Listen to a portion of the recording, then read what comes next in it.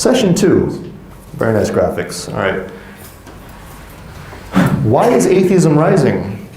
I have listed some factors here. There are many factors, none of which are certain. However, these are the primary ones. Okay, not one of them, we haven't really determined the exact reason, like which one is the predominant reason. However, we have found a few. Number one, disappointment with religious authorities and state practice. That is probably one of the most influential reasons. Okay? And I'm talking about places like Saudi Arabia. Now, some people like Saudi Arabia. I've even heard many Muslims in Malaysia speak very highly of the place. And I don't wish to disregard your opinion. However, the people living in Saudi Arabia may have a different view. There are a lot of complaints within the population about how it's run. And it's not because it's not secular enough. It's because a lot of Muslims, especially within Medina, because there's always been a historical conflict between the two, even though they're both Muslim now. Mecca and Medina are still in conflict. There's actually a group in Medina, okay, as an example, who follow what you would consider to say, you could call it Sufism. There's a lot of Sufis in Medina, okay? And I don't mean Sufis as in the liberal types that we understand many people to discuss. I'm talking about the traditional practitioners of tasawwuf. Okay, and then on the other side, in Mecca, you're starting to have what we call, they're not Salafiyah, they're more like Neo-Salafiyah. Now they've kind of changed a little bit as well. We can maybe get into that discussion more later in regards to what their beliefs and practices are, but there's always been a political unrest between the two. And most of the complaints are coming from Medina. Okay, now whether you agree with Medina or Mecca, that's entirely, but I'm just telling you that there are issues there. All right, and even in places like, especially Pakistan, which is probably the most unstable Muslim country today. Well, no, Libya now, if we consider that. Okay, so number two, inferiority complex in the face of Western societies and cultures. This is usually one of the more predominant reasons that we find, is that a lot of Muslims looking up to Western societies, they see the advancements in technology and science, and they wonder, why don't we have that? Okay, and I'm going to get into how these are significant in a second. A lack of proper arguments for God's existence and the rationality of religion from scholars. This is one of the big reasons as well. Major reasons. As I told you earlier, many scholars are still using traditional argumentation. They haven't really gone up to times now with how atheists are thinking. For instance, most of the scholars, and I'm saying this not out of arrogance, I'm saying this out of knowledge.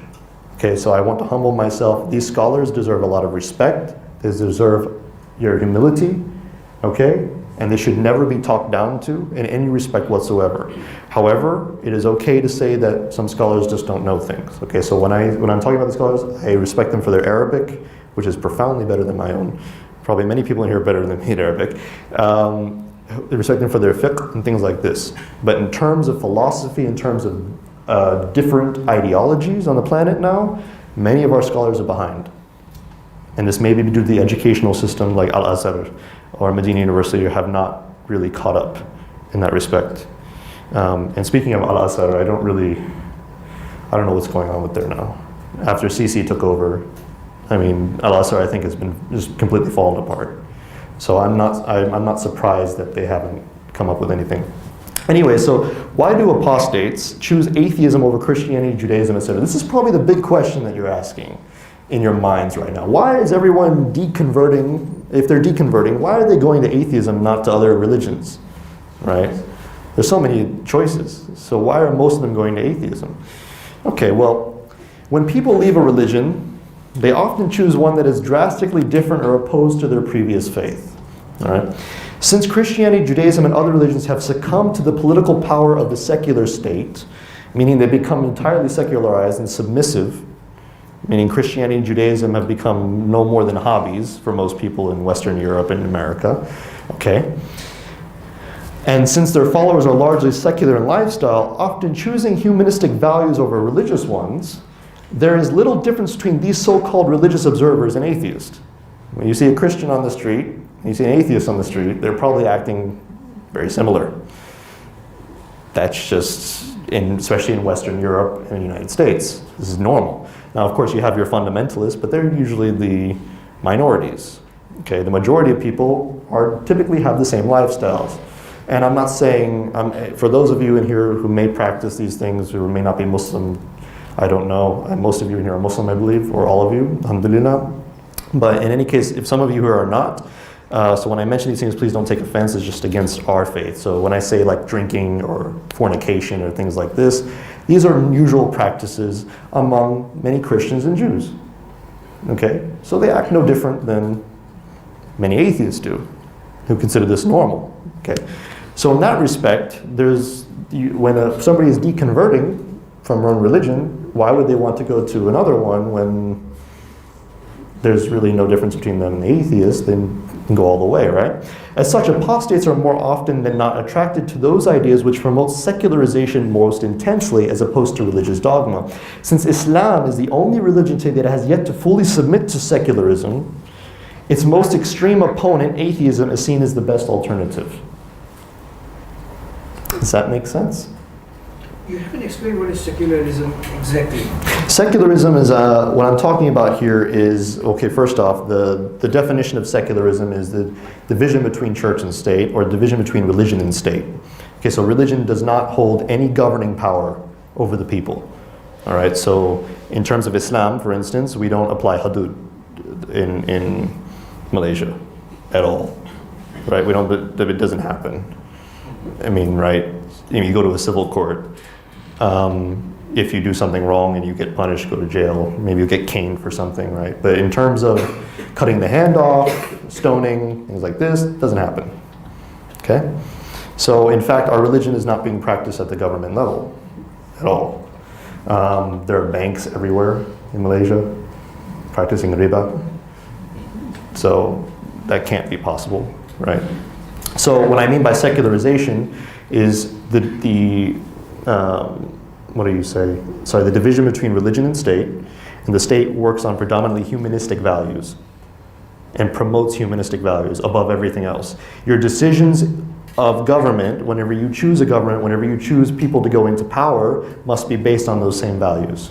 If you refer to the Quran or the Bible, people are going to think you're unreasonable in your approach whenever you go. Now, some people, of course, will use religion in politics, but when they get into power, they still act like, you know, I know I should stay away from politics. You told me to do that, but because I get really bad when I talk about politics. Everybody's like, oh, no. You know, so he's starting to talk again. That's bad. So, but I'm not going to mention names.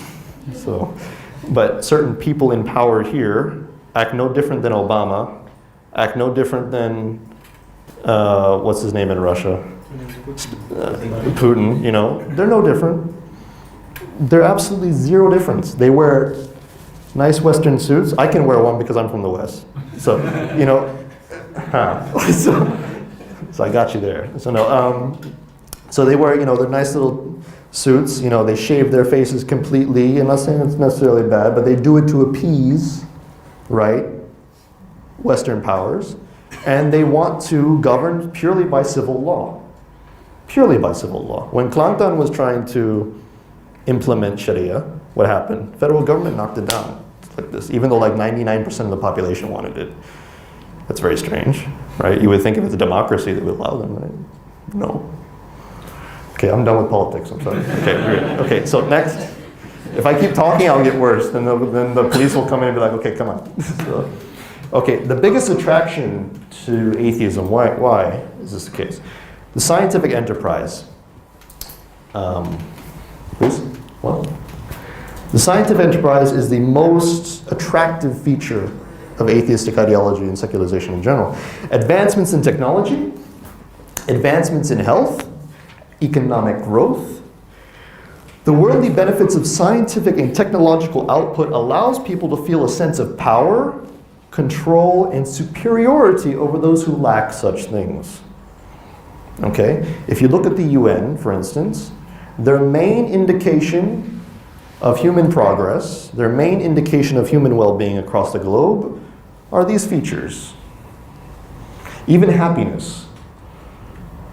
Who knows what the happiest country in the world is? Sweden. Do you know Sweden has the 4th highest rate of taking antidepressants? Taking? Antidepressants.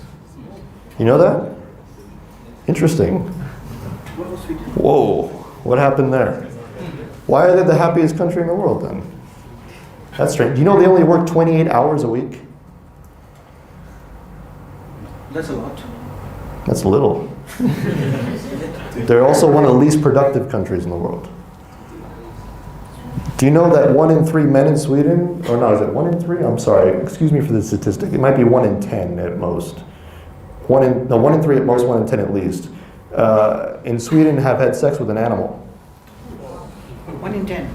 Yeah, or 1 in 3. I think it's 1, I'm gonna be nice, 1 in 10. Okay? 1 in 10 have had sex with an animal. Now, if you're not against that, I mean, but I don't know. It would seem to me that people who have these sort of drug addictions also very high in Sweden.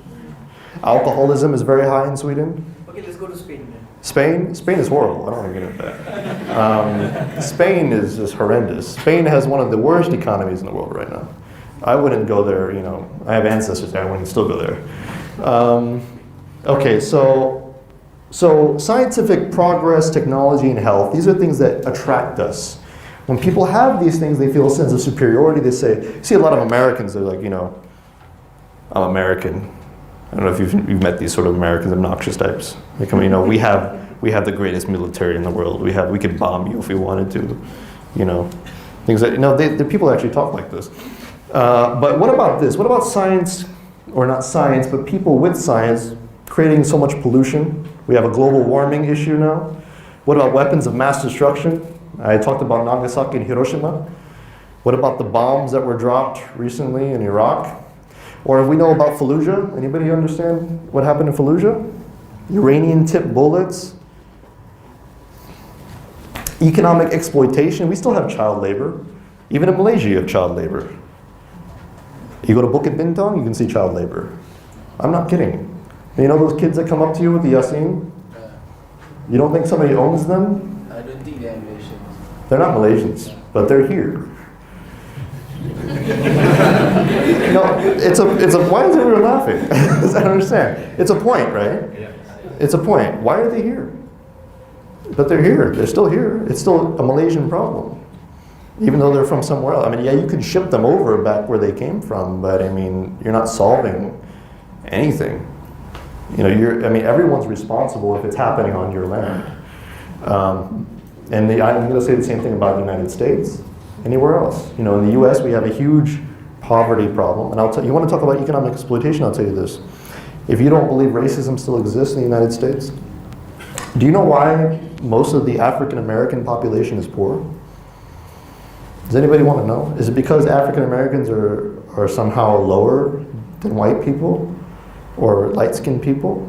What was your question again? I'm asking you, African Americans are they're the number one, or one of the number one groups in the United States who suffers from poverty and low education and crime. 70% of the prison population is black. Why? Discrimination by the government. Discrimination, yes. So it's not because they're black, right? It's because They have different citizenship, right? Citizenship. no, African Americans are Americans. They're born and raised there. But they're called African Americans because their ancestors were taken here as slaves. Now, taken in the United States as slaves. Now, I'll tell you one thing, one of the government policies in the United States that has yet to be overturned, and that seeps of racism. One of the ways that we get taxes for education is from your house taxes, okay? All right, so your schools, the quality of the school is dependent on the amount of money taken from your property. Now, if you live in a poor area, you get less money, right? So your schools are worse. So if your kids go to this school, are they going to get a better education or a worse one? If they get a worse education, are they going to go to college? No. So they're going to end up back in that same town. This was installed after the Civil Rights Movement to make sure that African Americans were kept where they belong, quote unquote. Okay? They have a good system in place to control. Keep them there. Obama, they said, solved all the problems. Obama didn't solve anything. He's like half Indonesian. He's not even African American. He's not even. I don't even know where he's from anyway. I mean, he's a black-skinned person who went to Harvard. He's not even really black. So I'm being honest. He can't sue me or anything. It's fine. So, you know, I mean, freedom of speech, yay. You know, Obama didn't solve that problem. The African Americans are still there in the same conditions they were before. And in even Chicago, where I'm from, okay, we have the highest rate of crime in probably the world. Every other day, 2 African Americans, sometimes minors, are killed in gun battles in the south side of Chicago. Even the police won't go there. It's that bad. So, okay, did we skip anything? Okay, good. All right, no, here we go. Go back. Please, thank you. Okay, there is little concern for these atrocities and more focus on the benefits they produce. While there is a minority attempting to stop these horrible practices, many individuals living in scientifically advanced societies have little to complain about. Okay, next. Please. Okay. Misuses of science. So now we're going to go to my country. Yay. For instance, the United States has the highest scientific impact globally, okay, but spends 20% of its total budget on military expenses. More than 40% of the global defense budgets combined in the world. Of its research and development spending in science, it allocates 51% of its budget to the military alone, and only 24% on health and 0.2% on education. 0.2% on science education. 24% on health. 51% of all scientific output from the United States goes towards its military. What does that mean? What does that mean? Is that we're building weapons. Lots of them. And lots of technology. And we are using that for perpetual warfare and what we call defense, okay? Which means billions of dollars to Israel. Now, anyways, historical sad fact, and I mentioned this earlier, 14 Muslim majority countries have been attacked by the United States since 1980. These events have displaced and killed millions of innocent people while simultaneously destabilizing the region and robbing it of its precious resources. So, when we have the use of science in this way, is it really a good thing to call yourself superior in a civilized fashion? Is it really something to be proud of? Is there a necessary causation between the truth of something and the fact that you can bomb a lot of countries? That's what I'm trying to ask. Does scientific and technological output mean anything when it comes to truth? Because, and I'll give you a more extreme example, Nazi Germany, everyone loves to hate on the Nazis, but they were powerful. They had really good health care, they had amazing weapons, and they had some of the best military the world has ever seen, and some of the best tactics, okay? They were basically, that's why they were considered the main rivals of the United States, all right, during that period of time, all right? The Germans were a very successful country during that time. They are successful now. But during the Third Reich, they were considered a superpower. Stalinist Russia was a superpower. They had amazing technology and health. And they had the most advanced weapons.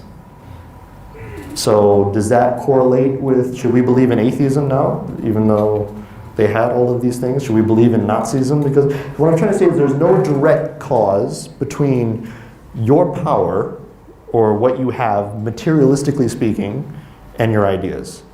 Sometimes bad ideas can also produce materialistic wealth and power. And good ideas sometimes don't, because they're not being utilized. Okay. Blinded by science. Despite these other factors, what appears to be the case is that the majority of society follows, whether they are aware of it or not, the belief of scientism. Before we go on, I'd like to mention something here. Whether you think you don't or not, everyone in this room is affected by it.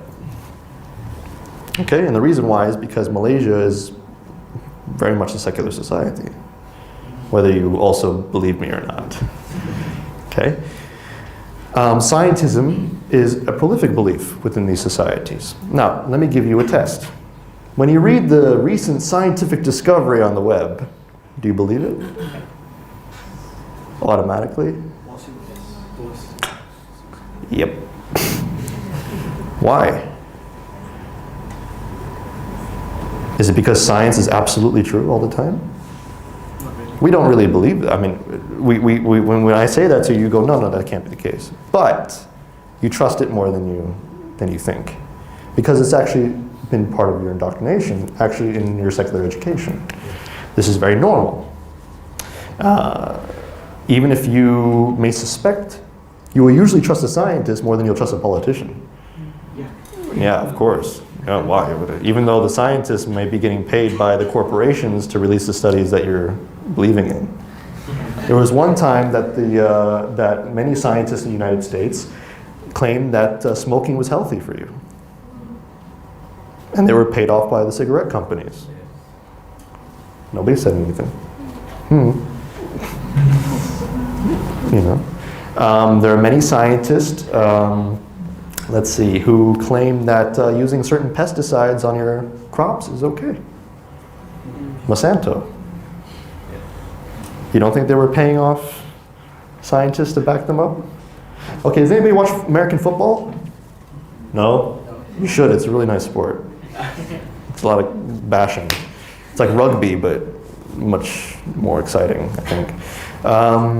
Okay, there was a recent controversy in the United States. And this is, I don't know why people are talking, this is what we do. Americans just don't have anything to do with their lives. So there was this one team called the Patriots, and then you had the Colts. Okay, that's the name of the teams, okay? And the Patriots won. They destroyed the Colts. Like, points were just like over the top, okay?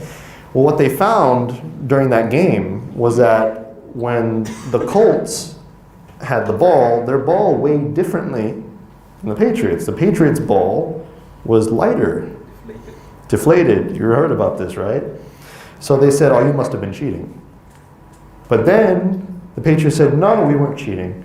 Here are some scientists who said that the ball was deflated because of the temperature at the time and because it was raining outside. So the scientists conducted these experiments. You can even look them up on YouTube, okay, where they put water on the football and they put it in the refrigerator. And they came out and they said, look, see, the pressure dropped. See, so it could have been that, you know? Right? And then there are another group of scientists on the other end. They're saying, no, this is impossible. That much of a PSI drop is too much. So now there are two groups of scientists fighting. And somebody's trying to determine which one is getting paid. We don't know yet. I haven't conducted the experiment myself. I'm not a scientist, so I can't determine which one's telling the truth. But a lot of people are suspecting foul play. And some people are saying, no, the scientists are backing them up, so they must be okay. So even for something that small, if you give enough money, you know, you can get a scientist to say anything. Okay, so let's not assume that just because we have latest scientific discoveries that they're necessarily the case, because scientists are humans like everyone else.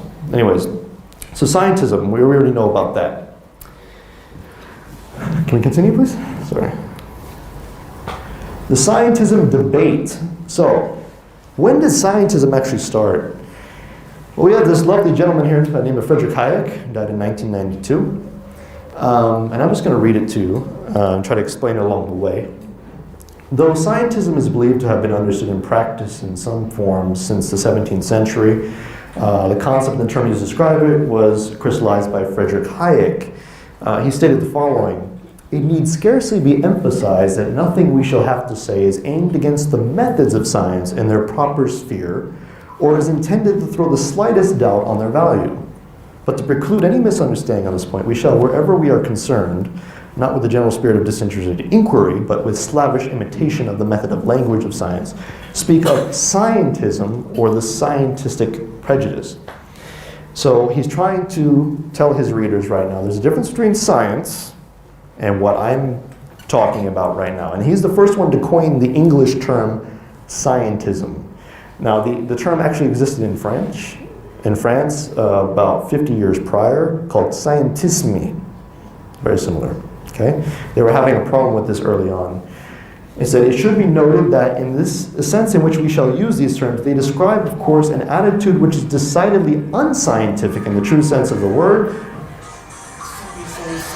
It's quite all right.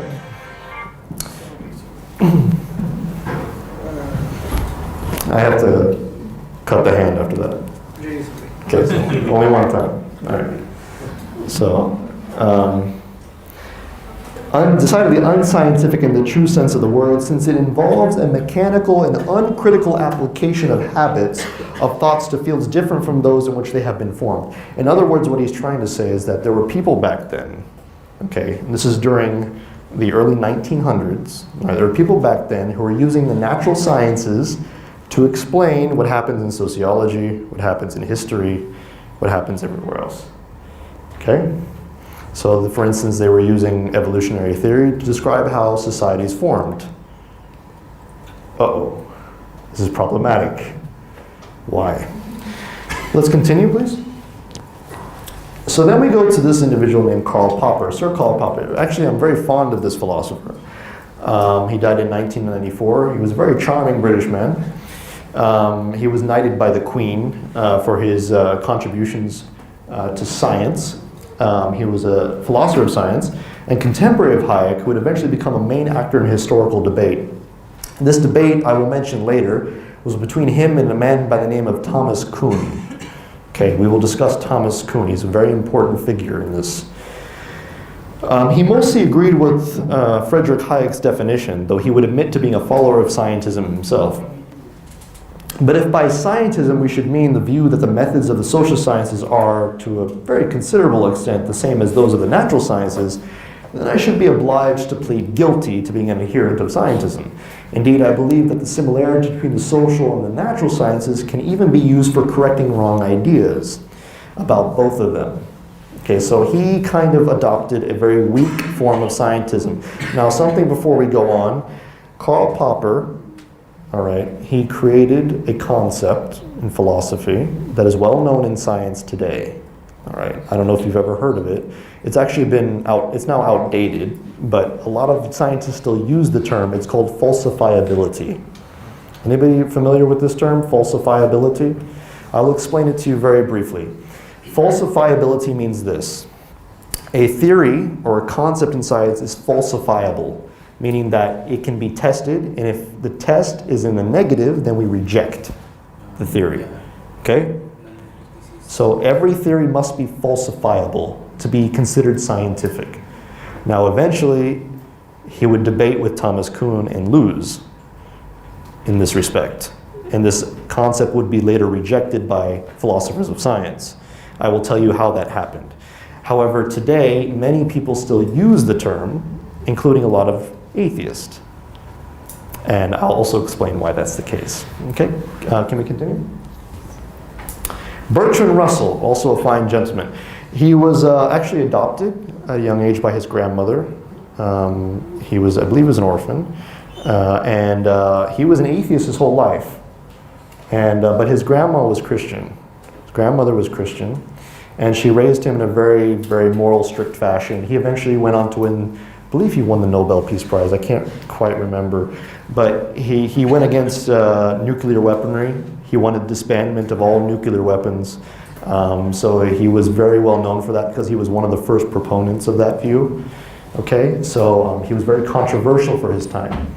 Now, he also did something else which he did not intend to.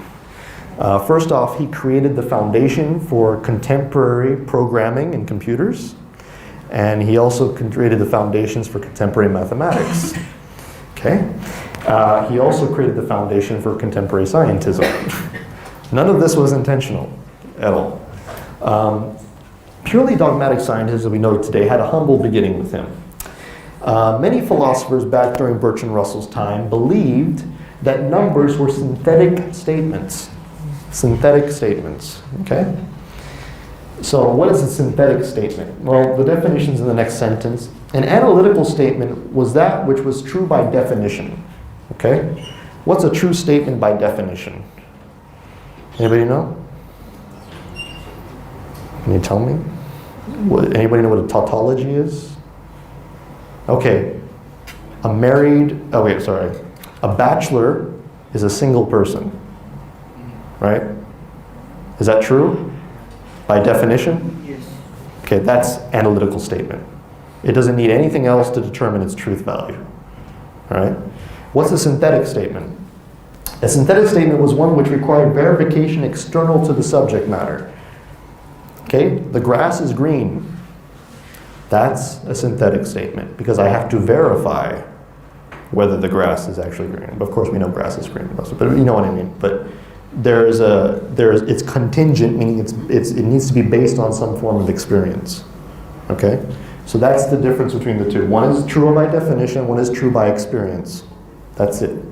So there were philosophers back then that believed that numbers were true based on experience. Okay? So the way they proved it, Kant was the first one to kind of say this. Immanuel Kant, I don't mention him in this, but he was a German philosopher. He said, the reason that it's experiential is this. 1, 2, 3, 4, 5. Plus 2. 1, 2 equals 7. That was it. It's intuitive. Okay? So they argued that because each individual aspect of every mathematical formula could not be reduced to the sum of the whole or outside experiences, given the immensity of the calculations and questions, they had to be synthetic. In other words, each individual number was an actual thing, understood and practiced intuitively, floating somewhere in some ideal realm. So they actually believed numbers existed as objects, as real existing things out there in some unknown realm, wherever you want to call it. Bertrand Russell, who did not like this idea of numbers being like that, would find the solution to the problem of classical mathematics being claimed as synthetic by proving that it could be ultimately reduced to logical axioms. Math is reducible to logic. We know that today. Actually, it's a very common knowledge, especially if you're a computer programmer. You should know that. Okay? Math is basically just symbols. When we say 1, what we're indicating, okay, I have one finger. But 1 itself there's no such thing as 1. It's just, it has to be 1 something, you know. So the number 1 doesn't exist. It's just a symbol, just like a letter or a word doesn't exist. Like if I say human beings exist, but the word itself doesn't just like pop into existence and like start walking around or something. You know what I mean? Do you understand what I'm trying to say, right? Excuse me. For it was in fact analytic. In other words, he would prove that it was merely a symbolic relationship. In the same way, by doing this, by destroying these philosophers' argument, okay, that numbers were actual things, he also brought into question other views, such as supernatural ones, the idea of God. Okay? Because now that there was no realm where there were numbers, maybe other things too that they say might not also exist. Maybe those are also symbolic of something else. So he started a trend, which, can we go please, next? That was continued by this man, Ludwig Wittgenstein, which is probably the most, and I say this just out of humor, but he was probably the most eccentric and arrogant human being that you'll ever meet in your life. And I'll tell you why. He wrote about, I'd say 30 pages of notes when he read Bertrand Russell's work, Principia Mathematica, okay? And by the time he was done, he believed he had solved all the problems of philosophy. He literally believed that. And he gave up philosophy and became a grammar teacher as a result of that. He never liked arguments. If anybody disagreed with him, he would become very angry and call them stupid and walk away. If anybody disagreed with him at all, he would just consider them lower than him. And he tried to get his work published, so he sent it to Bertrand Russell. It was called the Tractatus. He sent it to Bertrand Russell, and Bertrand Russell didn't want to publish it. He thought it was very mixed. It made a lot of very direct, or say absolute statements, like a religious text, you know? And he said, I can't publish this. This is not really philosophy. So eventually, though, Wittgenstein did convince him, and he got his PhD from Cambridge, I believe it was Cambridge University, for his work. And what he basically resolved was not only Bertrand Russell, he further advanced Bertrand Russell to the point where he came up with this. The right method of philosophy would be this, to say nothing except what can be said. And before I go on, I want to say this as well. He believed that all statements were analytical. All of them. Unless they can be empirically verified.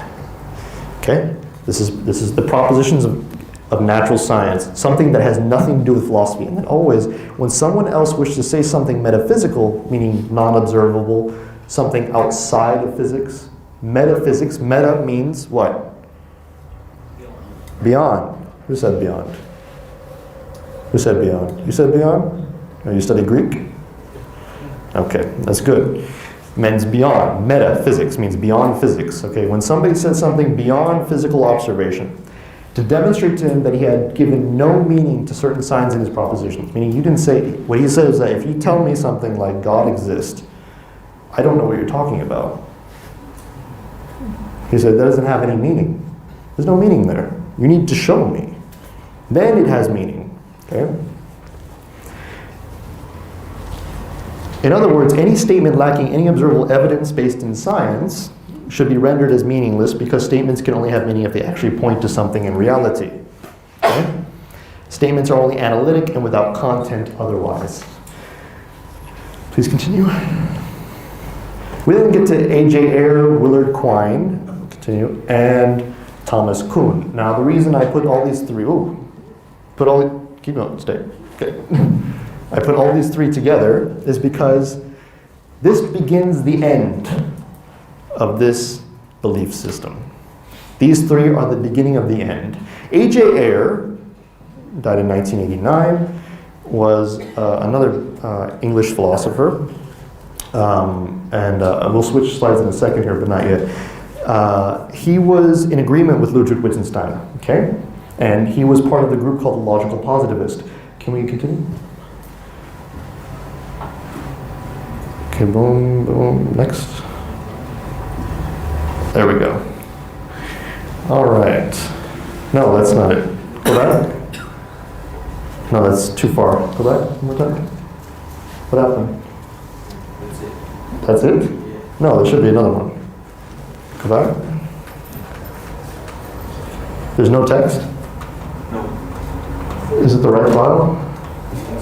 I could have sworn there was text. Okay. This is not good. All right.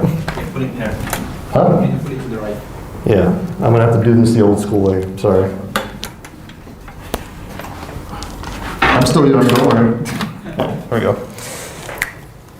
Okay, this is fun. Lovely.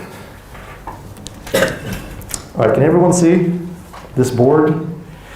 Okay, A.J. Ayer had stated the following as Ludwig Wittgenstein. He said that any statement, okay, no statement could be verified unless by what? Empirical observation. He said no statement had any meaning unless it could be empirically verified. I'm going to put that statement on the board. Actually, can somebody write for me? I'm very bad at handwriting. Anybody would like to write for me? Please? Okay, thank you so much. I'll do the rest after that. So no statement has meaning. No statement has meaning, once again, unless it can be empirically verified, meaning observed in reality. Is that correct? Statement has meaning what? No statement has meaning unless it can be empirically verified.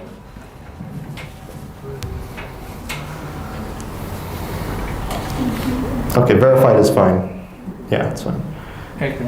No, it's okay, I'll do it first. So, there we go. Okay, thank you so much, appreciate it. Unless it can be empirically verified, so we'll say verified here is empirically as well, okay? So he stated this opinion. Now, he was eventually, before his career ended and he passed away, he was often made fun of because he was the last person to still believe this statement. There was actually a large following of people who believed this. They were called the Logical Positivist, okay? And their group ended around the 60s and 70s, officially speaking, okay? And A.J. Ayer continued this, but the problem is that he was trying to convince everyone that there was not a problem with the statement. His whole career rested on that. Because somebody had pointed out, very convincingly, that this statement makes no sense. Why? Can anybody tell me what's wrong with this statement? Can anybody? Just think about it. Please. We can't emphasize everything. So we should have like positivism and empiricism. So we can't emphasize everything. There are things so complex it's not observed by our empiricist mind. Yeah. I mean, I agree with you. However, that's not the refutation of this statement, though. But I will tell you that is part of the problem. That is part of the problem. We'll get into that more in detail later. There is one major issue with this statement. Anybody else would like to try? This statement also can it be verified? Nice. The very statement itself cannot be empirically verified. Khalas. Habis. Done.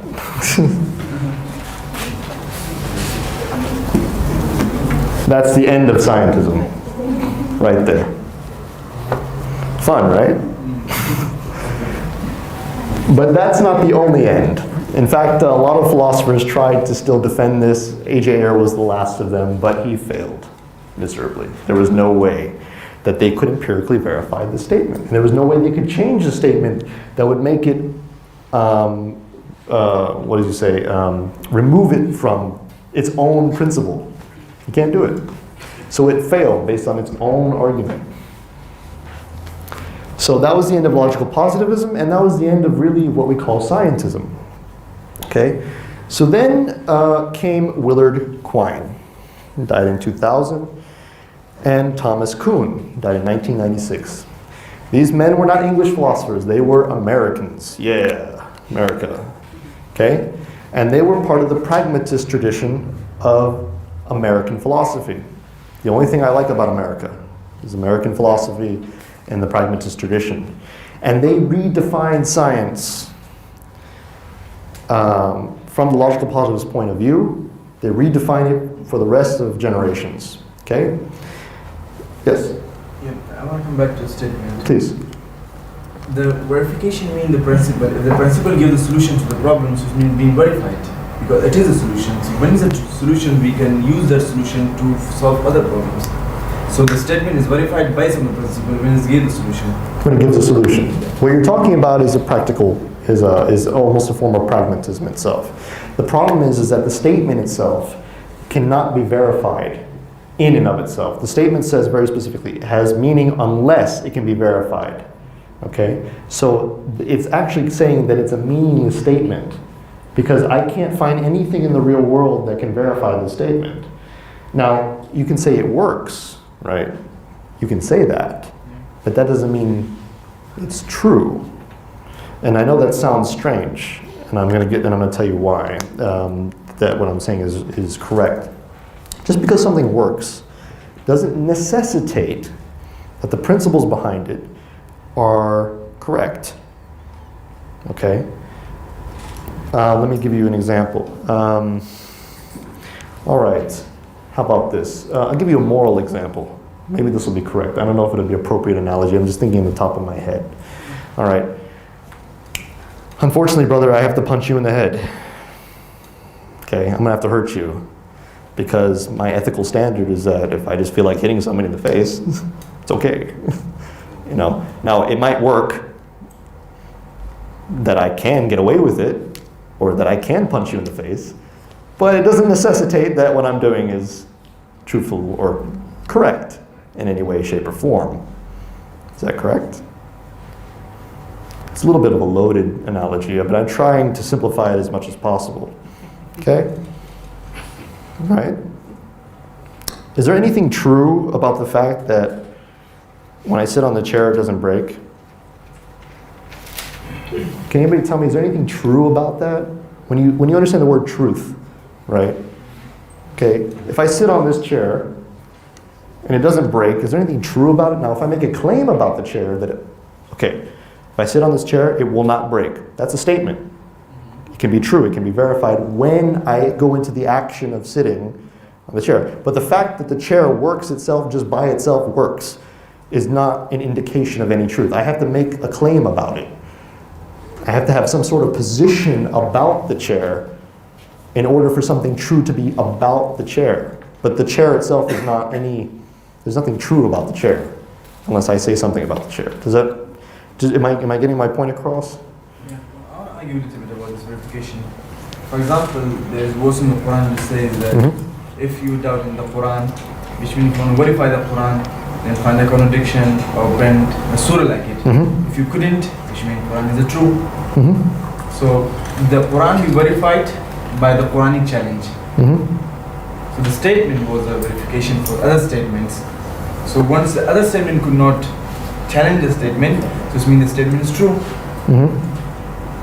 So if we come back to this statement is a verification for other statement. When other statement prove wrong this statement, this statement is wrong, Okay. but this statement is right. So let me ask you a question. If I reformat this argument and I say no statement but this one has meaning, That's maybe empirically verified. Now let me ask you why. Can you answer the question? yeah. In that context, it could be.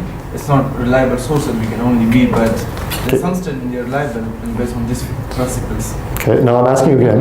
I'm going to ask you, if I say this statement, I would say no statement has meaning except for this one, So we have to verify the statement. unless it's verified. So, but I'm asking you, okay, so if we've excluded the statement itself from its own criteria, then what makes this statement justified?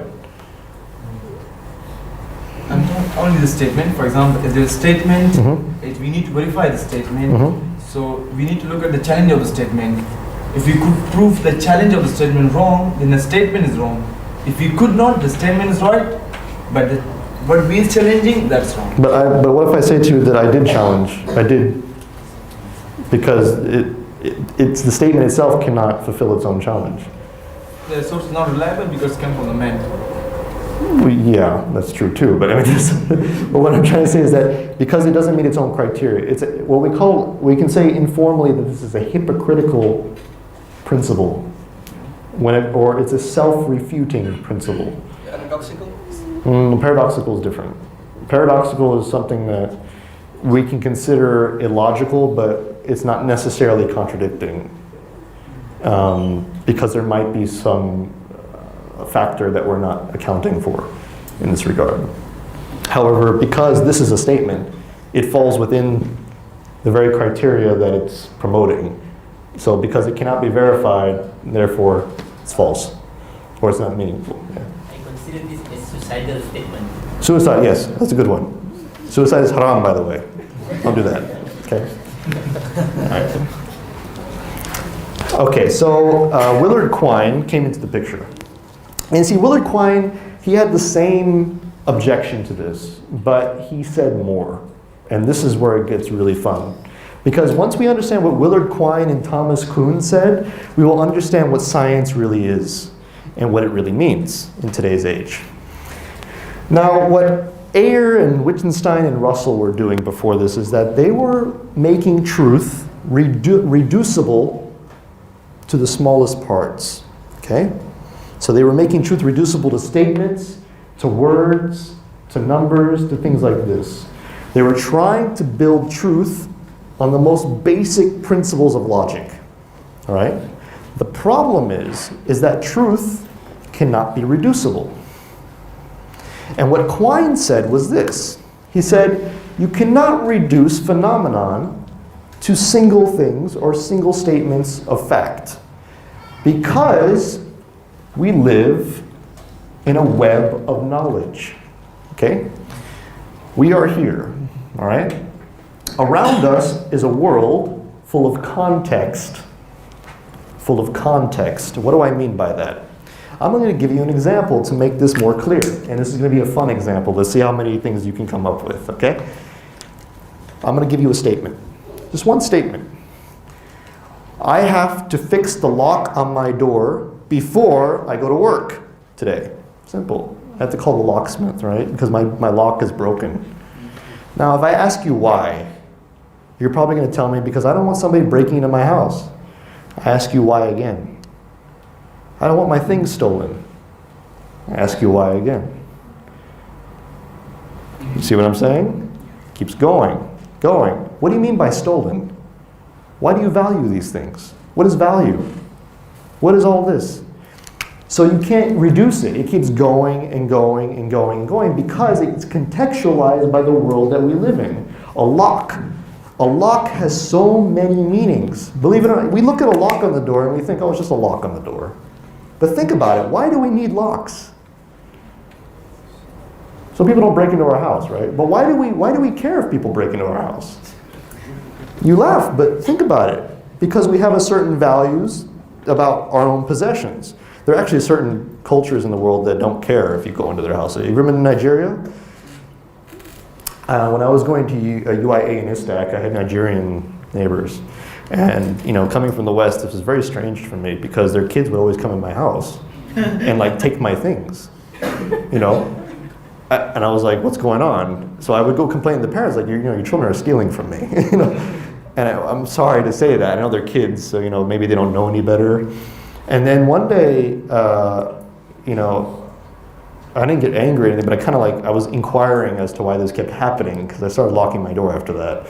And one of the older Nigerian brothers, he said to me, in our cultures in the village, everyone raises the children. So they come in and out of the houses and take what they want because everyone is their mother. So they think that I'm like his parent. And I'm like, well, I said, well, in my culture, we're related by blood. So, and nobody comes into my house unless with my permission. And he said, oh, okay, I'm sorry, I understand. I'll tell my children not to do it. So we settled the issue. But we had this issue for a few years because there would be times I'd park my bike outside and it would be broken because the kids were like riding it around or something, or they would use random objects from my house, so because they thought these were all theirs. They were their possessions. They didn't know any better because this is part of their culture.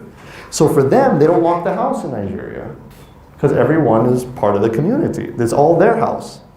And if somebody takes something from your house, it's normal because you can take something from their house because everyone shares the materials.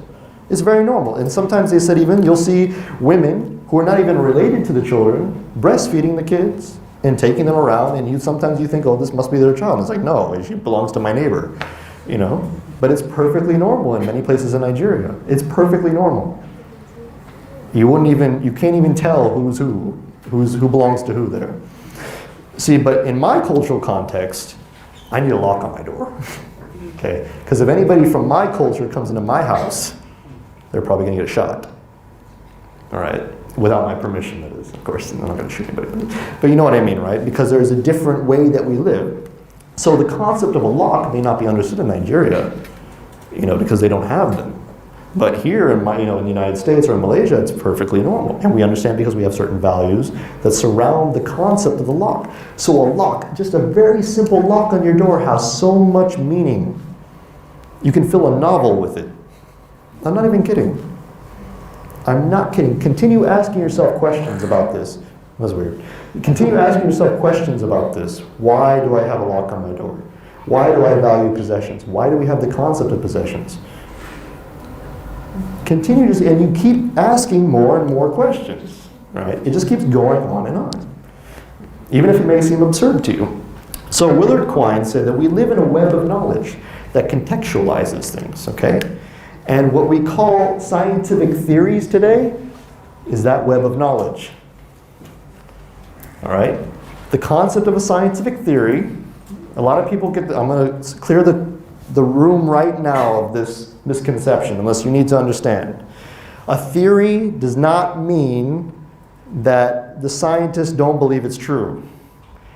A theory simply means, okay, it simply means a structure by which we can interpret data.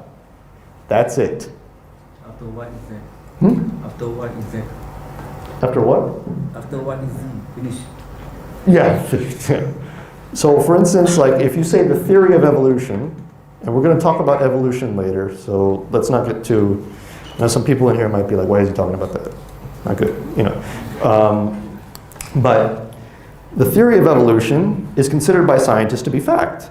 They don't call it a theory because they think it's not true.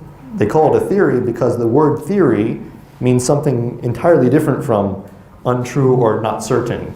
It means this is our tafsir. Okay? Theory means basically tafsir, all right, to the scientific community. A hypothesis is a little different. All right, that's something that we're attempting to ascertain whether this can be a theory, whether something can be certain. Okay? Now, it doesn't mean that a theory is absolute fact. We're going to get into that in a second as well. Okay? Because Thomas Kuhn will reject that notion.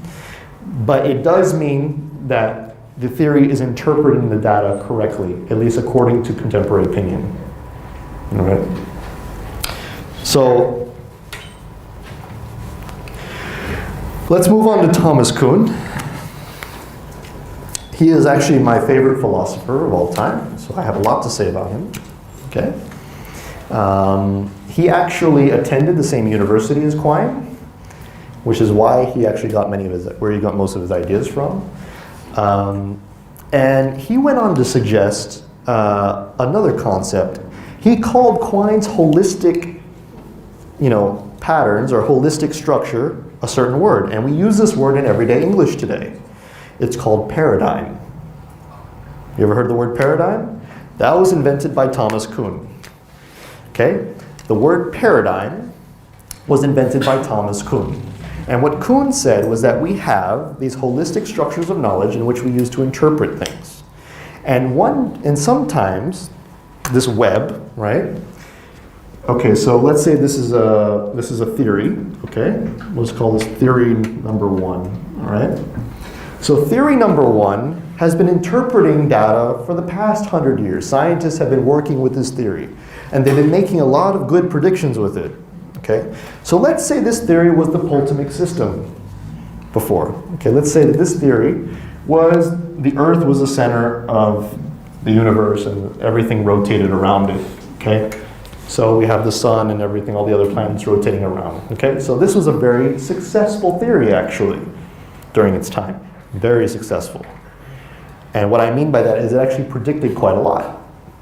So a lot of people say, well, it's outdated, but in actuality, they did a lot of scientific discovery. They discovered a lot of things in astronomy because of this theory, okay?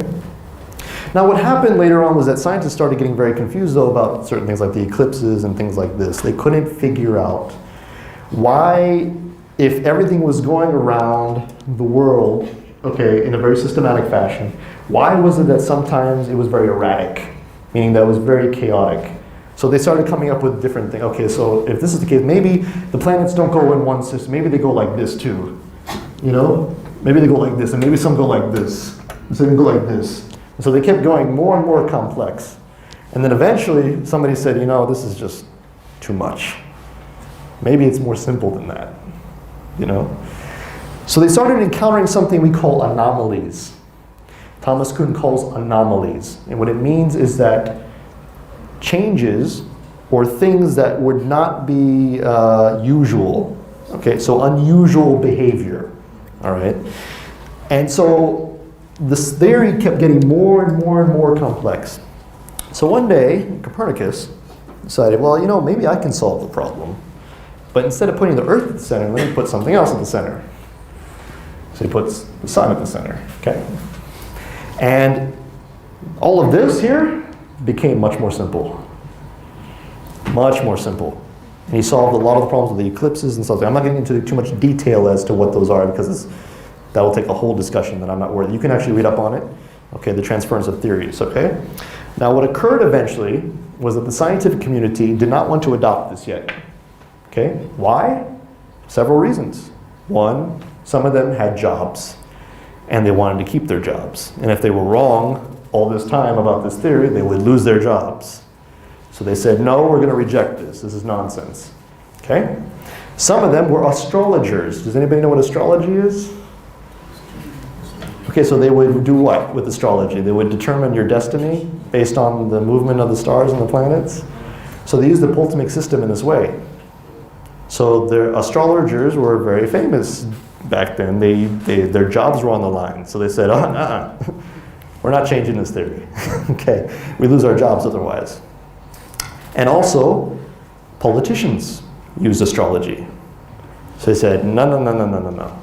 If you're correct about this theory, then that means that what was the reason people are following me is wrong.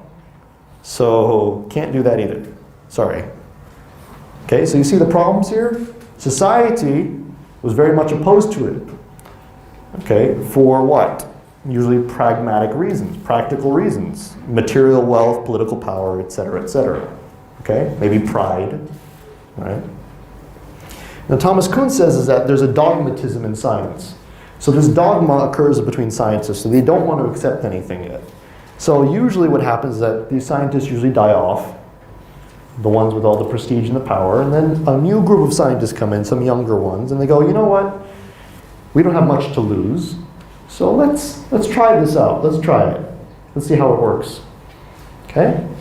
And eventually it becomes popular because it's easier to fix the mathematical problems or dealing with the eclipses and such and such. So what eventually happens, Copernicus' system was adopted. And Thomas Kuhn calls this, what? A paradigm shift. Have you heard of the paradigm shift? This is what happens.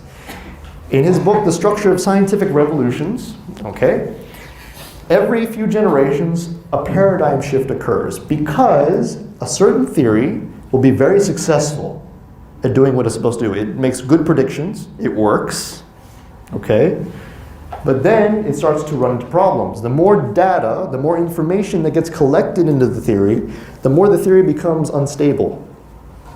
Oh, there's something that's wrong, you know? It's becoming a little bit unbalanced. So then what the scientists will do is, okay, well, let's see, maybe we can change it a little bit, so let's add this, let's add that. And then the more they keep doing it and accommodating for all the new information, it gets more unstable. They find more anomalies, and it gets heavier, heavier, and heavier. And then one day, somebody goes, okay, this is getting ridiculous.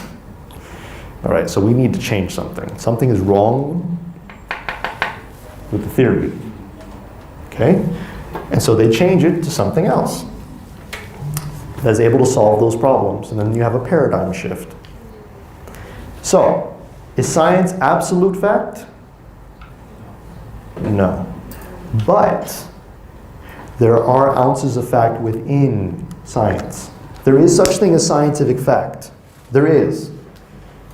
Okay? But when it comes to understanding those facts, what we have to understand is that science is not about what we see necessarily, it's how we interpret what we see. And it's based on theory selection. The reason, for instance, that evolutionary theory exists is to account for the diverse nature of species on the planet. Okay? Now here's where I'm going to get controversial. I'm going to be very open with you. Okay? So please do not get up and try to kill me. All right? I am a fervent believer in evolutionary biology. All right? Now this does not mean that I believe men came from apes. Okay? That's far from it. All right? This does not mean that I believe that Adam came from some distant ancestor or something. Okay? I don't believe that. All right? This is called what some people call macroevolution. Okay? This is a concept of the origin of, or the sort of the hierarchical tree of certain species. Okay? However, biology itself, the study of biology, if any of you are biology majors in here, you are actually probably learning evolution every day, even if they don't talk about it in your biological textbooks. Okay, and the reason why is this, is because evolution is about two things: adaptation and mutation. That's it. For instance, I'll give you a very simple example of evolution right now. You get sick. Who's been sick in the past week or two? Anybody here? You don't have to tell me, but I mean, who's been sick last year? Everyone's been sick last year? At least once? Okay. Your body, your white blood cells, they became immune eventually to that illness, right? They evolved. That's it. They didn't become a cat or anything, but you know, like they didn't become another animal, but they adapted. It's a guided process. Yeah, but now we'll get into natural selection later. I agree with you that it's a guided process. But what I mean to say is that evolution is just that. So for instance, if I go into a hot climate and I'm under the sun for a while, okay, and I become tan, right, what happens? My skin color changes, right? Pigmentation. Pigmentation, right? Different, right? But why does it change color? Pigmentation. Okay, but I mean, there's your skin does it for a purpose. It Cover the to cut. UV, Okay, right, ultraviolet. right. So it protects you. You've just evolved. Sort of all. That's it. That's really all it is. That's evolution in a nutshell. I mean, when you start talking about species changing, then you get at the genetic level. You start saying, okay, things are these two species, they can't mate anymore. So they're two different species. Okay, they can't, their genetic information is too different. Okay? So this concept, the evolution that I'm sort of talking to you about, is actually, in some ways, well, first off, we'll get into the Quran in a moment, maybe in a later session. But do I have still some time? Thank you. But what I want to say is that the Quran does not speak against or for evolution. Okay? That's it. It doesn't. It does say something very interesting. It says that we all came from water. So it all says that we came from common material, which makes a lot of sense if you think about it, because actually we share 98% genetic material with apes. Does it mean that they were related? No, but we share the same materials. Actually, we also share a lot of material with dolphins and other things, but it's a different story. If you ever looked at a baby fetus before it forms, you notice it has a tail? Yes. Yes. Yeah. Do you notice what happens when a frog is formed? Also has a tail. A lot of mammals, they have tails before, even when they're grown full, they don't have tails. They have tails when they're babies. They're little fetus. Why? Maybe it's because we're made up of the same genetic material. That's it. It's not much. There's not much. I mean, there's nothing controversial about that at all. So when I speak about evolution, I'm not talking about that we are cousins with apes or that I'm not talking about that aspect. I'm talking about the basic foundation of modern biology. That's all I'm talking about. Okay? So when we go against evolutionary theory, we really need to understand what it's trying to say. A lot of people even say, like I said, that humans come from apes. In actuality, the scientists who claim our relation with apes say that we're cousins. But we're not, like, we don't come from them. They're like a different tree over here. We came from something else. That's what they say. So we have no relation beyond that. Like, you know, we didn't just one day pop up as an ape and go, okay, here we are. No, that didn't happen. It's just that because apes are so similar to us, they assume that we must have had a similar ancestor. That's all they're saying. But it's not proven. It's just an assumption on their part. But most of evolutionary theory has nothing to do with that. People assume that it does, but it doesn't. So, Is it theory or is it a hypothesis? evolution is a theory. It's an interpretive lens, how we study biology. So without evolutionary theory, we would not have modern antibiotics. We would have not modern, vaccines. Modern medicine is based on most of evolutionary theory, actually. So except for surgery and things like that. But you know what I'm talking about.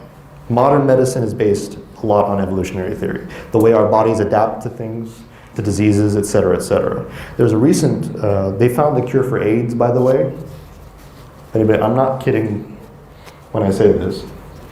But they found a cure for AIDS by doing a stem cell transplant. Stem cell transplant. Taking out the bone marrow. Replacing your cells with somebody else's.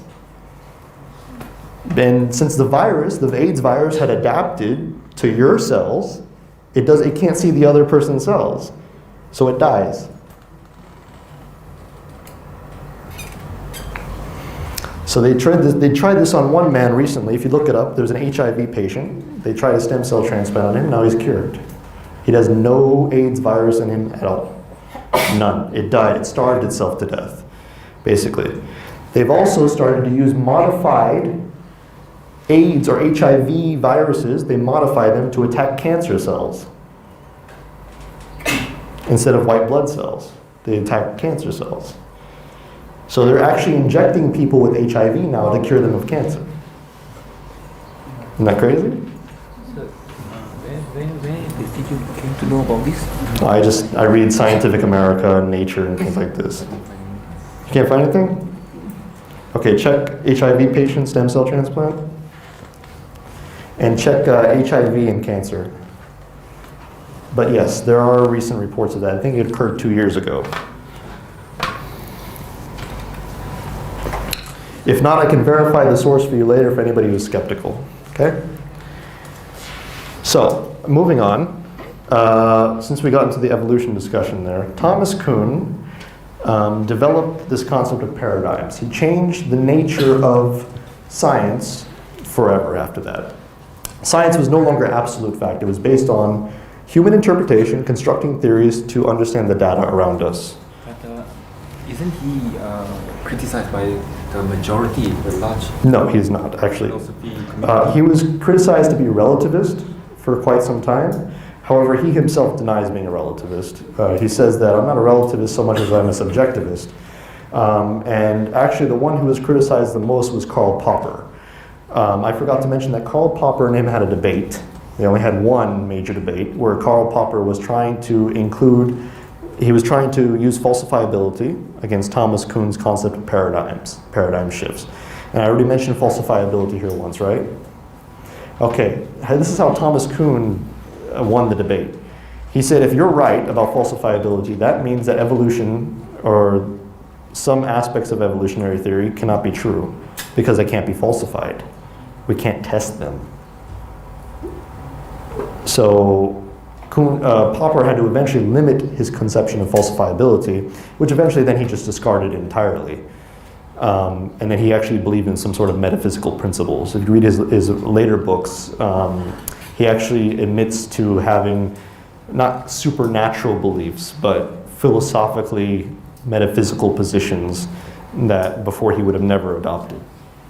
So, excuse me. Okay, I think we have finished this slide. So can we go on, please? Okay, so if scientism was defeated, is it being resurrected? Here's a group of individuals. Can you keep going? All of them, please. All of them. Oh yes, my favorite group of people. One more time. Boom. Okay. On the right, should I move this? I'm sorry. Okay, on the right here, the bottom four are considered to be what we call the new atheists. Okay, they're the new atheist leaders, quote unquote, or intellectuals as you would call them.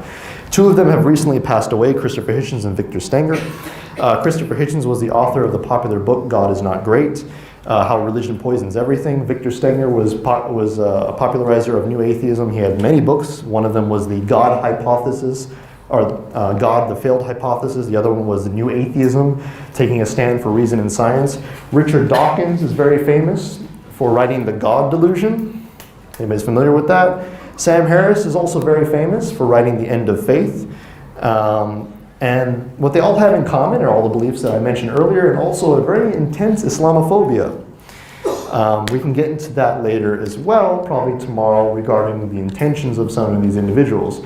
Many of them confess that the reason that they started to be so open about their atheism is because of September 11th.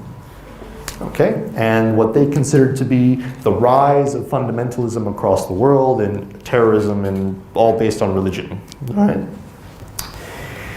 But the most important people in this list are Antony Flew and George Smith. Because these two individuals are responsible for resurrecting scientism. All right?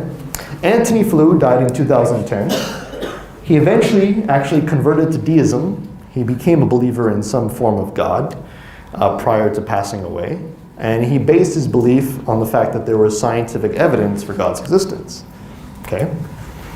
Prior to that, he was probably the most well-known atheist.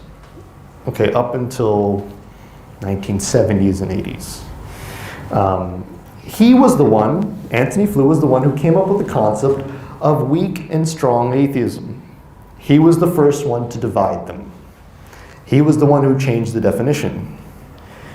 He was the one who said that an atheist is one who lacks a belief in God, and they are justified in lacking belief in God until evidence is given to them to change their opinions.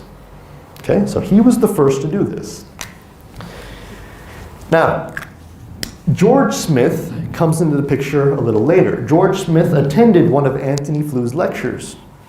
Okay? And he is not as well known as a philosopher, but his ideas are the reason for the four below. He took Antony Flue's opinions about lack of belief a little farther, and he took his views of evidence also a little farther. And before I go on, I need to mention one more thing. Antony Flew came up with one principle for evidence. He said that the only type of evidence that could possibly occur, at least in his mind, would be from the natural world. And this was his principle, is that he said the reason why is because human beings can only understand their own habitat, where they live, okay, and where they're from. And we have limited resources, right? We can only understand and explain things based on our natural environment, right? If we have never, been to China, for instance, I can't tell you how it is to live in China. I don't know anything about China, right? That's a very simple example. But more importantly, I would say, since we've never seen the supernatural realm, we can't explain anything about it because we don't understand it. We don't know what it is. Okay? So, I think it was called the Stratonicean principle. And anyway, so George Smith took it a little bit farther. He said, Dr. Flew, I understand where you're coming from, but there is absolutely no way that a person who believes in God can offer you evidence. Cannot. Sorry, what? There is no way that anyone who believes in God or the supernatural can offer you any evidence to fulfill your requirements. Who said that? George Smith, I'm paraphrasing, by the way. What he said was this. He said that to offer God as an explanation for something is to offer no explanation at all. Because the only way we understand explanation is based on the context in which we live. So he said, when you say that God explains this, it doesn't mean anything. Does that remind you of something that we heard earlier? Right? Logical positivism. Okay? He brought back this principle, but in a different way. Instead of saying that statements are meaningless unless they're verified, he said explanations are meaningless unless they can be empirically verified. Now, where's the difference? There's actually a significant difference, because now the statement of verification is saved. Because the statement is no longer, the statement's not an explanation, it's just a statement. Right? So now, you can't say that it's self-refuting. Right? So he changed basically the verification principle from all statements, any statement is meaningless, no statement has meaning unless it can be empirically verified. He changed that to no explanation. No explanation can have meaning unless it can be empirically verified. Clever, right? Oh, he made a lot of people angry. It's very bad. He started to annoy some people after that. And since then, Sam Harris, Richard Dawkins, Christopher Hitchens, and Victor Stenger, and I'm sorry that the display is not working. I believe that there's a slide in there that shows all the information that I'm talking to you about, so I'll give it to you later so you can verify yourself what I'm saying here. I'm just kidding, I'm playing with you. So Sam Harris, Richard Dawkins, Christopher Hitchens, and Victor Stenger basically say that religion is irrational because there's no evidence. Okay? There's no evidence, there's no scientific evidence. And at the same time, they say God is a scientific hypothesis, right? But then they tell you that unless something can be scientifically proven or justified in a way, we have no reason to listen, basically, to understand or try to understand what you're saying. Okay? Now here's the problem. They know that a theist, or somebody who believes in God, okay, believes that God is outside the bounds of time and space, physical properties. right? They know this. Sorry, can you say it? They know that God, the concept of God to the monotheistic religions, or most religions in general, except for the pagan ones perhaps, is that God is outside of time, he's outside of the bounds of limited space and physical properties. So, what are they asking for then? They say to us, the atheists will say to us, you need to prove God based on science. But they also say that science can only be explained within the realm of the natural. But our concept of God is beyond that. So how can we do anything? It's a lose-lose situation.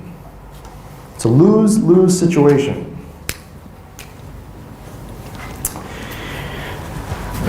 Until now, and this is where now I'm going to get a little bit more confident.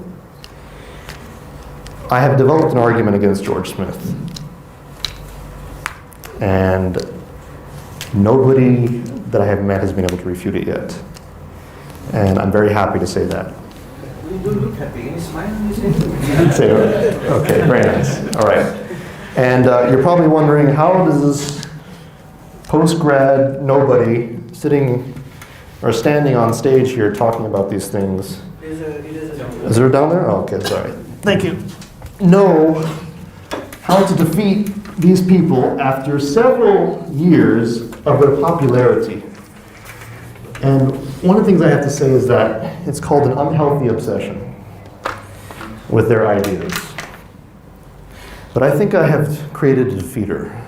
And I have yet to find one of the ulama or any other Islamic philosophers, or such as, I don't want to name names, so I won't name names, but I'm sure you know of some da'is who argue against atheism online, etc. I'm sure you know who they are.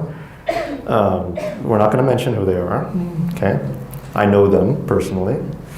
But they have not answered to this. So I spent 3 years desperately trying to figure out. I went to every philosophy book you could think of. Okay, I went and I studied from every different type of philosopher. I studied analytical philosophy, I studied existentialism, I studied continental philosophy at whole, I studied Heidegger to no degree, and Heidegger is almost impossible to understand. I studied everything I could get my hands on. And finally, I gave up. I gave up around the second, and then I came up with the argument. And so I'm going to present it to you now. Premise 1, if meaning and explanation can only be derived from the natural world, then all conceptions of reality are derived from the natural world. Okay, very simple concept. All right. If meaning and explanation can only be derived from the natural world, then all conceptions of reality are derived from the natural world. So anything that we think is real is from the natural world. That's all it's saying. Okay, I'm just being very formal. Premise 2, if all conceptions of reality are derived from the natural world, then there must be a coherence of meaningful experiences. What does that mean? I'll explain it to you real quick. Anyone here believe in unicorns? Nobody believes in unicorns? Oh, shucks. Fairies? You want us to believe? No, not yet. Yeah. I'm not that good. Okay, no. Flying spaghetti monsters? Flying spaghetti monsters. That's the common example used by atheists these days. Flying spaghetti monsters. Anybody believe that there's a teapot orbiting Mars? No? UFOs? Okay. Let me tell you something. A unicorn, I'm going to use a unicorn here, okay? All right. Unicorn is a meaningful concept. Why is it meaningful? Okay, unicorns, let's say unicorns don't exist, right?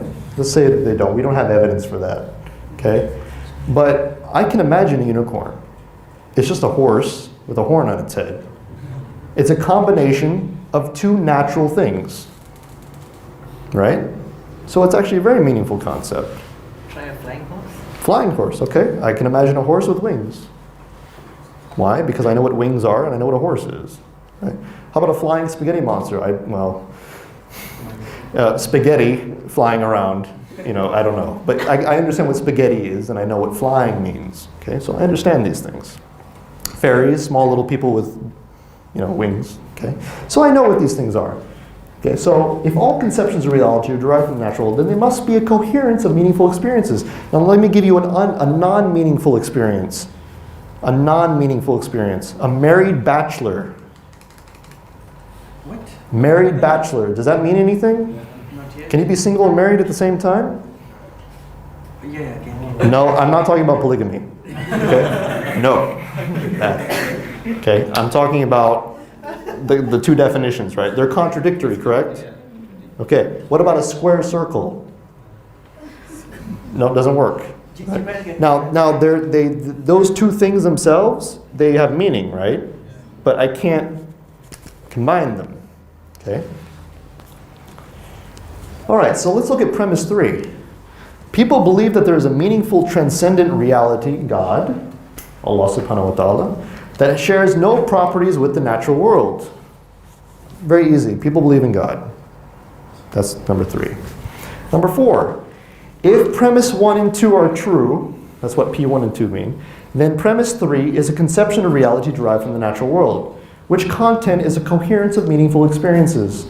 Okay? For me to understand what I'm saying, for me to even believe in that concept, I have to, basically what it's saying based on the other premises, is that it must be a combination of meaningful experiences from the natural world, right?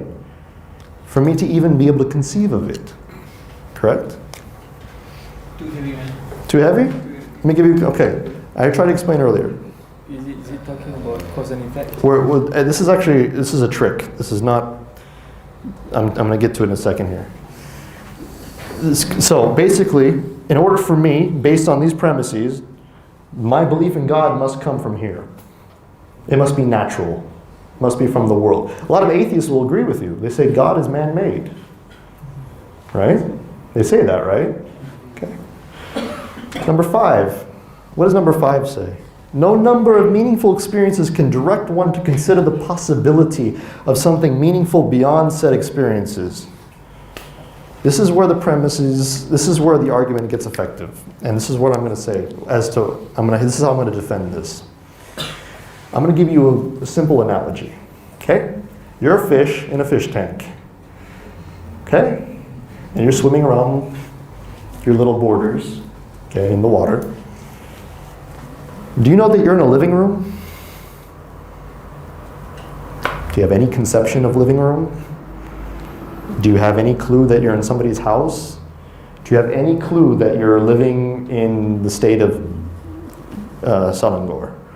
Do you have any clue, as a little fish in the tank, that you're living in this little blue planet, in this small, and in this, actually this huge galaxy, made up of billions of other galaxies in this universe?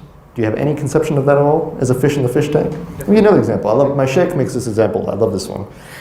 He said he loves the ants in his house. I like them too, by the way. They're nice.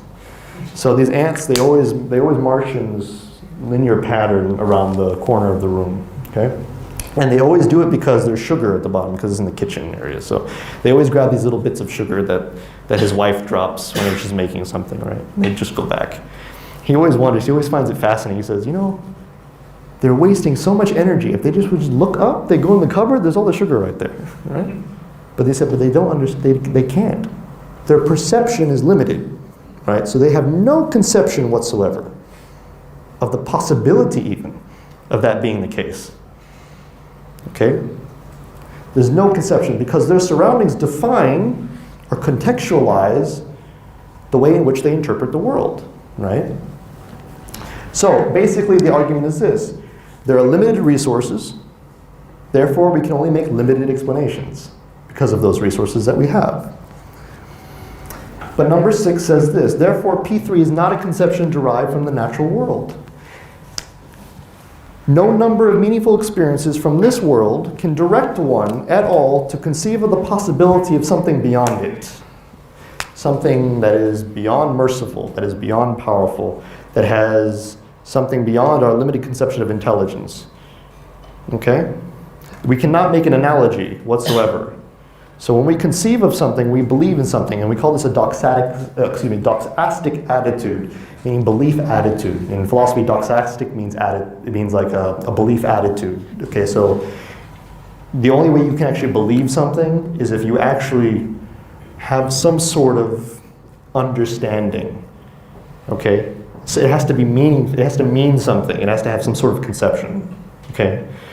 So if the natural world is the only thing that can provide that, then how is it that we're thinking of something beyond it? Brainwashing. Brainwashing? But who started the brainwashing? Parents. How did they learn about it? The society How did the community society learn about it? goes back to the. So the first person, how did they figure it out? evolution. How did evolution do it? I just say.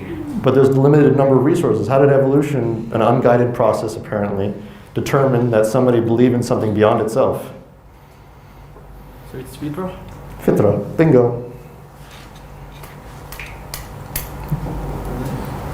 What? He said fitra. It's good. Yes, it's basically the fitra. But more importantly, the argument is not just saying fitra God. No, it's not saying that. It's not saying that at all. Okay, it's saying that the natural world itself is limited. It is impossible. It is literally inconceivable. It is contradictory to be able to conceive of something beyond its own, beyond limitations.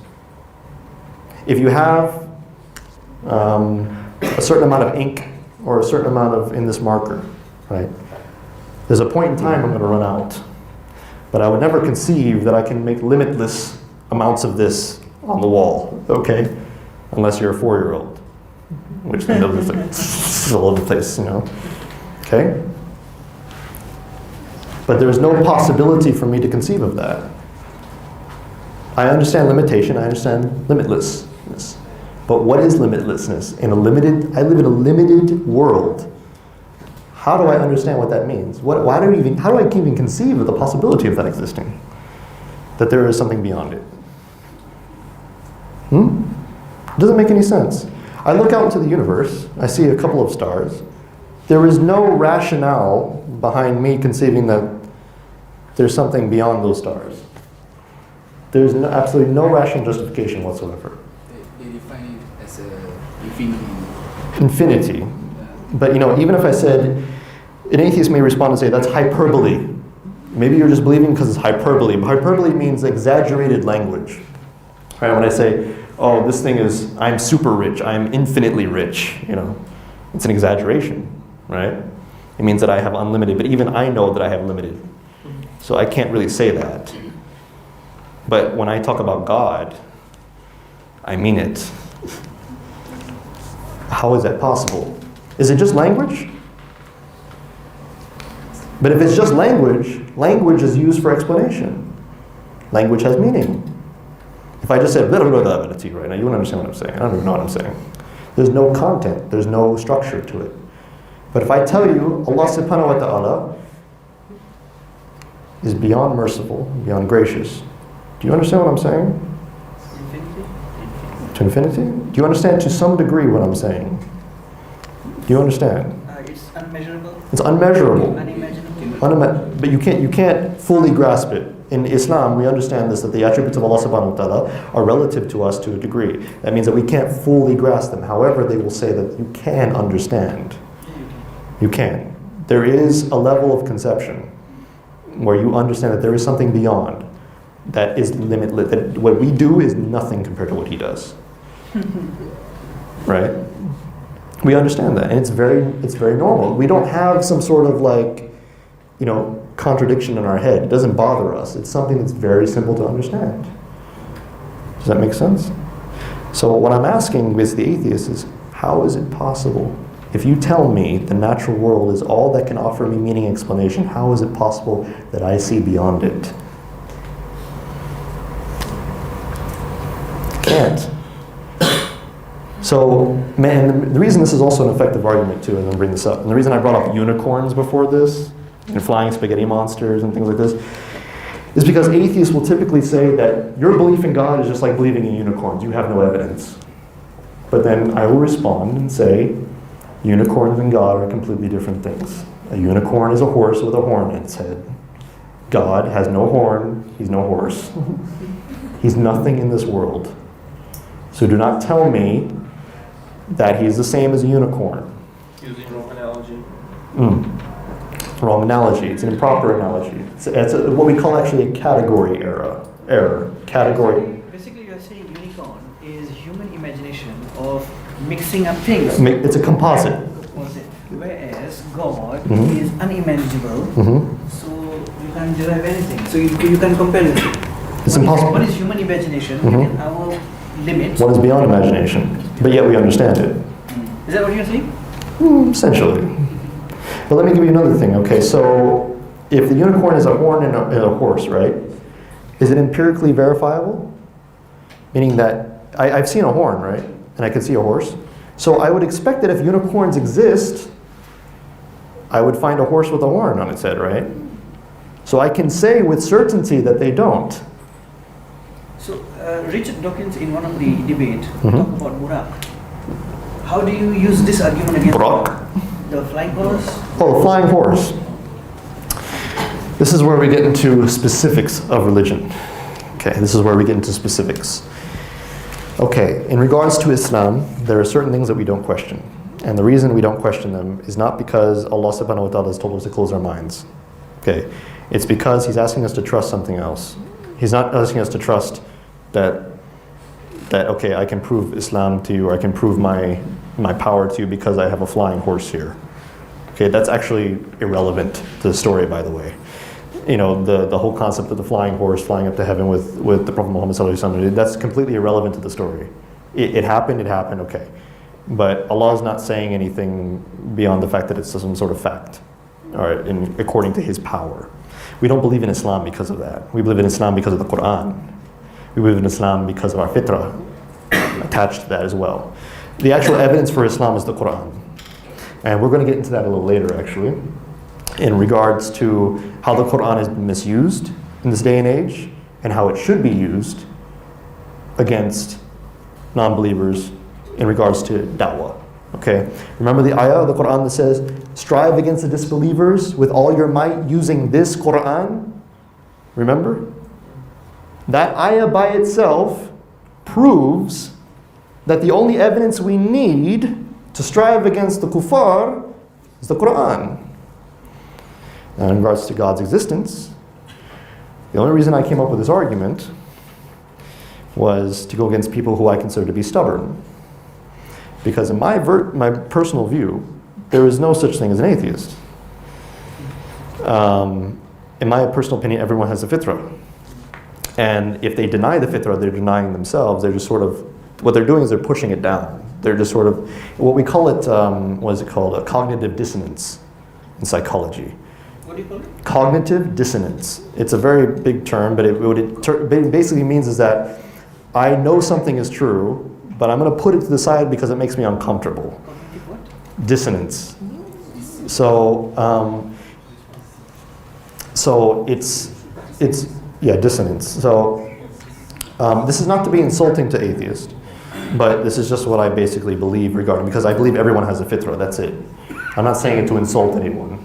I'm just saying if you don't believe in God, then you're holding it back. That's what I'm trying to say. So when I constructed this argument, I had that in mind. So my purpose for the argument was not to prove gods exist, because I already believe that, and I believe everyone already believes that. My purpose for shooting this argument was to destroy their argument, so they had no choice but to go to the other side. That's it. So all I said was I use your reasoning. You tell me that the natural world is all I can use for meaning and explanation. If that's the case, then I shouldn't believe in God. But because I believe in God, that means you're wrong. That's it.